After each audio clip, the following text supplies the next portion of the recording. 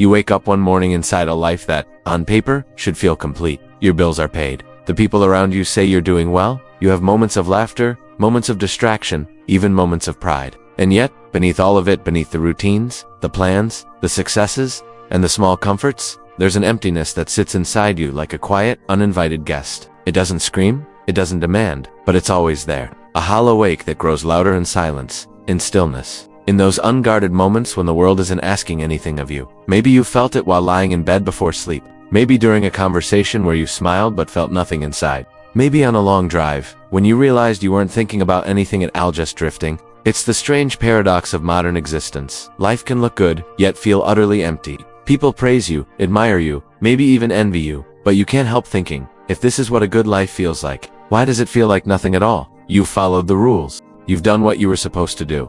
You've met expectations, maybe not all of them, but enough to pass as functional, successful, or fine. So why isn't it enough? Why does your soul feel like it's looking for a door that doesn't exist? And here's the most unsettling part. The emptiness doesn't feel like sadness or fear or failure. Those are emotions you can name, emotions you can fight. But this is something else. An absence, a void. A sense that you're living your life from behind a glass wall, watching yourself move, speak, accomplish, perform, while wondering why none of it reaches you. You try to reason your way out of it. Maybe I'm tired. Maybe I need a new hobby. Maybe I need to be more grateful. But deep down you know that gratitude, hobbies, vacations, and productivity hacks won't fill a hollow that was never physical to begin with. You start to wonder if something is wrong with you, if you're ungrateful, if you're broken, if you're missing some emotional code everyone else seems to have. But what if that's not the truth at all? What if the real problem isn't you but the silent assumptions propping up your entire life? What if the emptiness is the symptom of a deeper fracture, one you've been taught to ignore? What if the emptiness appears not because something has gone wrong, but because something important has been missing for a very long time? And then comes the question you don't dare ask aloud. Why do I feel like a stranger inside my own life? It's not burnout, it's not depression, it's not boredom. Those are easier answers. This emptiness is more subtle, almost philosophical, almost spiritual, as if your inner self has been calling out to you in a language you were never taught to understand. So you learn to push it away. You distract yourself. You scroll. You stay busy. You wait for something to change. You try to fill the silence because the silence feels dangerous. But what if the silence is the doorway you've been running from? What if the emptiness is not a flaw but a message? A signal that the version of you living this good life is not the real one. A signal that you built a life that satisfies everyone except the one person who has to live it. A signal that your soul is starving, not for achievements or possessions, but for something far more essential, something you've forgotten how to name. Think about it. Why would a life that looks full feel empty? Why would comfort feel hollow? Why would success feel weightless? There is a contradiction here that demands to be examined, a paradox at the heart of modern living. We have more, but feel less. We know more, but understand less. We connect more, but feel lonelier than ever. Society has mastered everything except how to make a human being feel alive. Whatever this emptiness is, it's not accidental, it's not random. It didn't appear out of nowhere. Something has been shaping you quietly, consistently, and without your awareness.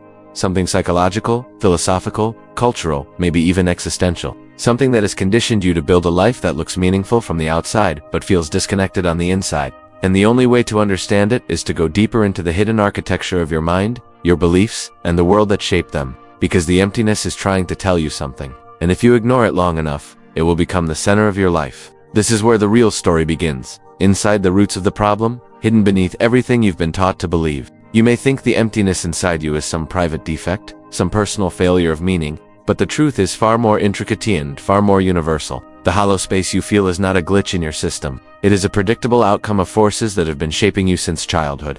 Forces you did not choose. Forces you couldn't have resisted. Forces that were invisible until now. To understand why life can look good yet feel empty, you have to descend into the underground of the human psychoplace. Carl Jung spent his entire life trying to illuminate. Jung believed we each live with two selves. The one we present to the world, and the one we hide. The first is your persona, the polished mask you've been refining since you were old enough to realize the world had expectations.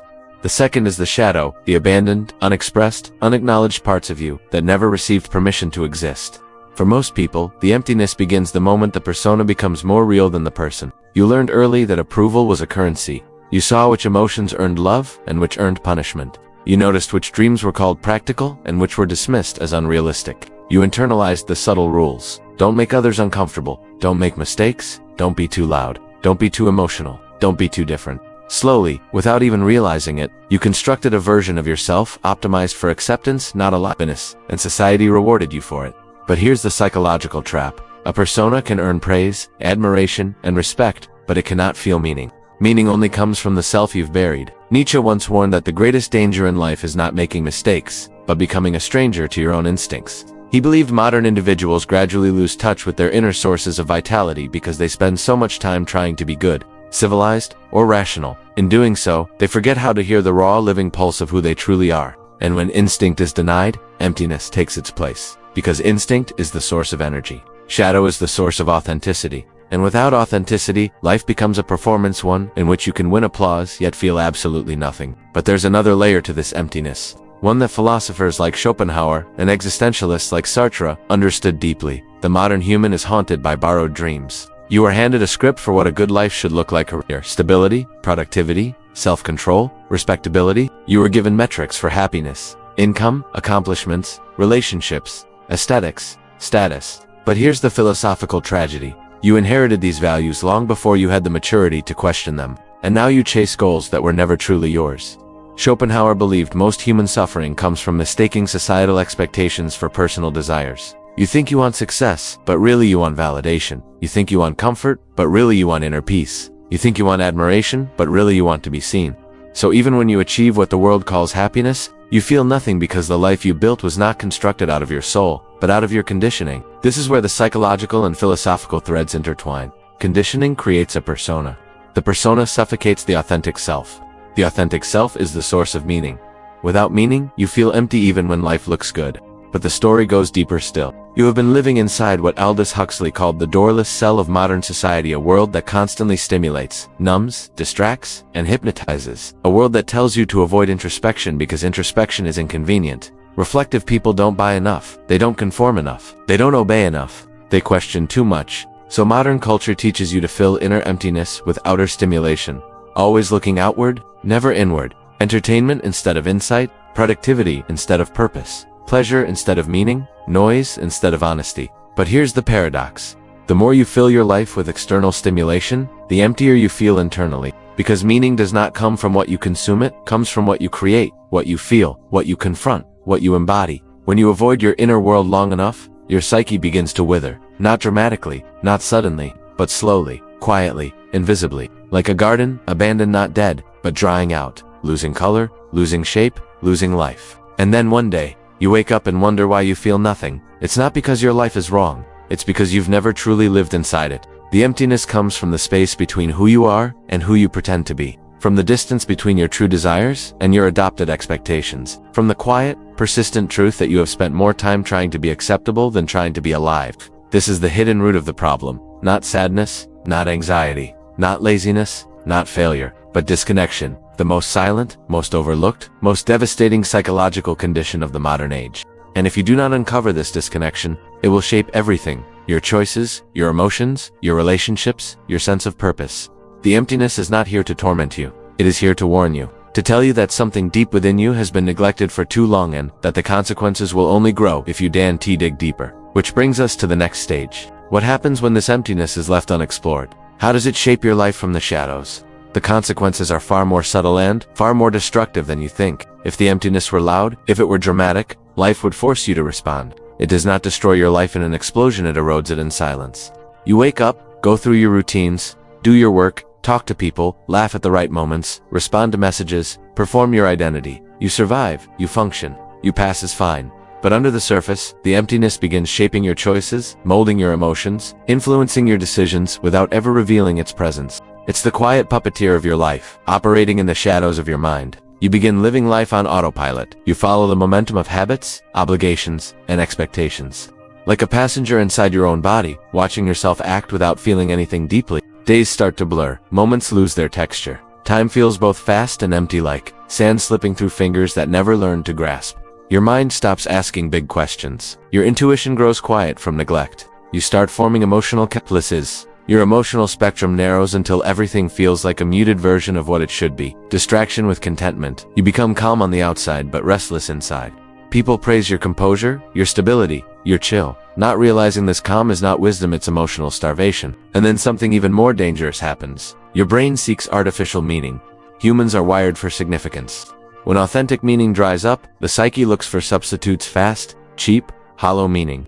Modern society is built to supply these substitutes in endless supply. You begin craving stimulation, not because you want pleasure, but because your inner world has gone silent. This is why you scroll endlessly. Why you eat when you're not hungry. Why you keep yourself busy even when you don't need to be. Your brain, desperate for a spark, starts seeking dopamine breadcrumbs. Tiny hits of something to fill the vacuum of nothing. But dopamine is not meaning, so the emptiness grows. You start performing your life instead of living it, but on how you want to be perceived, a polished narrative. Not realizing how disassembled you feel internally, you become the manager of your image, not the inhabitant of your soul. And underneath this performance, something else begins to fracture. Your capacity for intimacy. Not romantic intimacy, emotional intimacy. Because emptiness makes closeness feel dangerous. If someone gets close enough, they might see it. They might sense the hollowness behind your achievements, your composure, your humor, your competence. So you keep people at a safe emotional distance. You share selectively, you open up in controlled doses. You reveal just enough to seem vulnerable, but never enough to be seen. Connection becomes something you perform, not something you experience. And yet you still long for it. You crave depth, authenticity, resonance, but longing without courage becomes another source of suffering. Over time, another unseen consequence appears. One of the most devastating. You lose trust in your own desires. You start doubting your instincts. You second-guess your dreams. You silence the inner voice that tries to guide you. The emptiness convinces you that wanting something deeply is pointless, because deep feelings themselves feel unreachable. Desire becomes diluted. Ambition feels arbitrary. Even joy feels suspicious. You become a ghost inside your own potential. And all the while, life on the outside continues your job. Your routines, your relationships, your responsibilities. No one notices the internal collapse. The world sees your structure, not your cracks. But here's the final consequence. The one that creeps in quietly and then defines everything. You begin to forget who you are. Not in a dramatic, existential crisis sort of way. Not in a philosophical confusion, but in an everyday, almost imperceptible fading of identity. You stop remembering what used to excite you, what used to frighten you, what used to inspire you, what used to make your chest ache with intensity. Parts of you start to feel distant, like memories of another life. Parts of you begin to feel foreign, like they belong to someone else. Parts of you feel inaccessible, as though locked behind a door you've lost the key to. And the longer this continues, the more your life becomes a ritual of survival rather than an expression of existence. This is how emptiness shapes us, not through extremes, but through erosion, not through chaos, but through quiet, not through pain, but through the absence of aliveness. And if this continues long enough, the emptiness stops being a feeling and becomes your identity. But this is not the end of the story. Because emptiness, paradoxically, is also the beginning of something else, a threshold, a warning, a call to rebellion.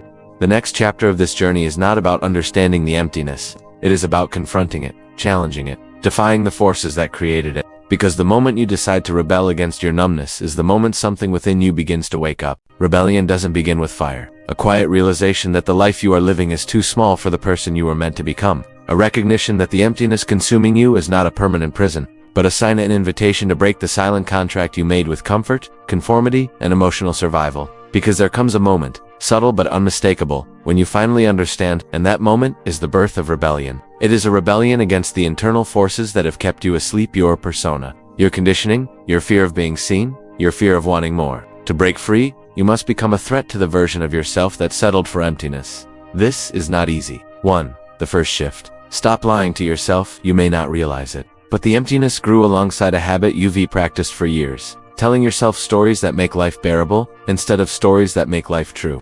I'm fine. This is just how adulthood feels. I should be grateful. These aren't reflections, they're emotional sedatives. The first act of rebellion is brutal honesty, the kind that shakes the foundations of your identity. Honesty that dismantles your persona and forces you to confront the life behind the mask. Ask yourself, what part of me have I exiled because I feared it? Carl Jung warned that the greatest danger to psychological health is self-deception, the refusal to confront the shadow. Rebellion begins when you stop protecting yourself from your own truth. 2. The second shift. Reclaim your inner voice, by expectations, by noise, by routines, by the constant pressure to be practical, sensible, efficient, normal. To break free, you must relearn how to listen not to the world, but to yourself. This requires withdrawing from the constant stream of external stimulation. Not forever, but long enough to hear the faint, quiet signal underneath the static. Long enough for your inner voice to remember how to speak, and for you to remember how to listen. Sartre believed that freedom begins the moment we take responsibility for our own consciousness, a terrifying idea, because it forces you to stop living on autopilot and start deciding. To listen to yourself is an act of courage. 3. The third shift. Redefine what a good life means. Most people do not choose their dreams, they adopt them. If the life you've built feels empty, it's because it wasn't built from the inside out. Nietzsche once said that the only way to live authentically is to create values where none exist. In other words, stop chasing someone else's definition of a meaningful life. You must tear down the internal architecture of borrowed beliefs and rebuild from scratch. Ask yourself, if I weren't afraid of failing, what would I try? The answers will feel dangerous because they are dangerous to your comfort, but this danger is necessary. 4. The fourth shift. Reawaken desire, not shallow craving, true desire. Desire forces you to confront the gap between who you are and who you could be. It asks you to step beyond predictability. It demands energy, creativity, vulnerability, risk. This is why society teaches people to fear desire. Schopenhauer said that desire is suffering. But what he didn't say, what he perhaps didn't fully say is, that meaning is born from the willingness to suffer for something that matters. To break free, you must stop numbing your desire and start feeding it. Notice what awakens you. Notice what scares you in a thrilling way. 5. The fifth shift. Do something that breaks the pattern. Rebellion is not theoretical. It requires action. A single action, even a small one, can rupture the entire architecture of emptiness. Because emptiness thrives on repetition. It needs routine, sameness, avoidance, predictability. Breaking free means breaking the pattern, leaving a job, ending a relationship, starting a creative pursuit you've avoided for years, or something small but symbolic. Changing your daily routine, speaking an uncomfortable truth, exploring a forgotten passion, removing one toxic habit, spending 1 hour a day alone with your thoughts. The size of the action doesn't matter. What matters is that you choose it consciously. Nietzsche once wrote, "Become who you are, not discover who you are, not find who you are, but become a verb," implying movement, action, creation. Breaking free is not about finding yourself, it's about building yourself. 6. The sixth shift. Accept that freedom has a cost. Freedom will always cost you the life you had before. The personas you built, the identities you wore, the comforts you clung to, the certainty you hid inside. Rebellion requires loss. But what you lose is your numbness. What you gain is aliveness. This is the trade. This is the price. This is the doorway. The emptiness dissolves not when your life becomes easier, but when you become willing to live a life grounded in truth rather than expectation. And all of this, these shifts, these awakenings, these small acts of defiance, led you toward one final realization. A revelation so simple, yet so profound, that it reframes the entire nature of your emptiness. A truth that burns through the fog. A truth that makes sense of everything you've felt, but could never explain. This is the ultimate truth. The final question you must face, and everything changes once you see it clearly.